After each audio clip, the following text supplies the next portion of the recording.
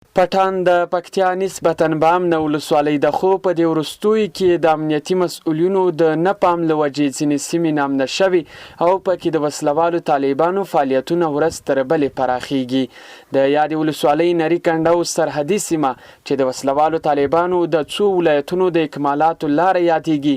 له څه مودې راهیسې حکومت ترې یو شمېر پوستې په دې پلمه راټولې کړي چې د وړو پوستو پر ځای پکې لوی بیزونه جوړوي، خو تر اوسه د بیزونو په جوړولو کار نه دی پیل کړی چې د سیمې د خلکو په خبره د همدې لارې اوس د ولسوالۍ ډیری سیمې نامده شوي دي. د ولایتي شورا غړي او سیمهیز خلک وایي د نري کنډو په سیمه کې افغان ځواکونه له څو کلونو راهیسې درانه تلفات ورکوي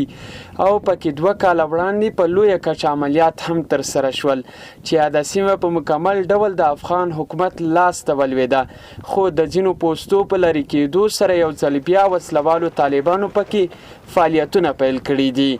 دوی اندېښنه لري او زیاتوي که په نري کنډو سیمه کې امنیتي پوستې جوړې نشي، یو ځل بیا به د وسلوالو لاس ته ولویږي او د سویل ختیځ زون ټول ولایتونه به ورسره نام نشي.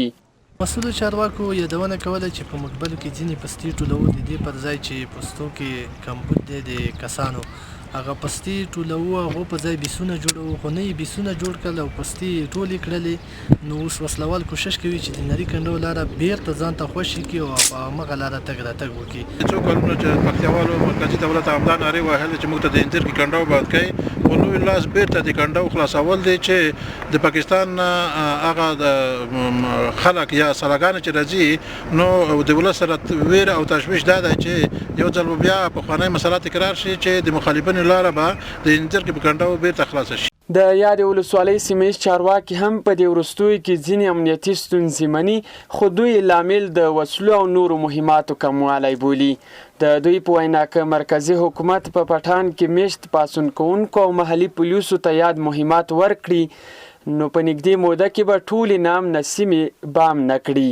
موږ څه واړه پوستې په شکل باندې لرو چې هغه د خیزش په نامو سره یا د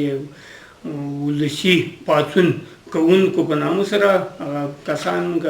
په دغه مسیر د لارې کې جبجې کړي دي. پوستې موږ قرار لري او د هغوی په د بعضې مسایلو کې لکه اصلاح سره مهماتو ته لاسرسی د کم بوته او نوره د هغوی عادي خبره ده، هغه هم موږ د مرکزي مسؤلینو سره په جریان کې یو.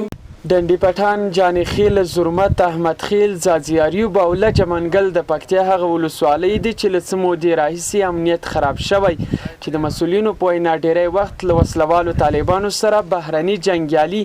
یو ځای پر افغان پوستو بریدونه کوي.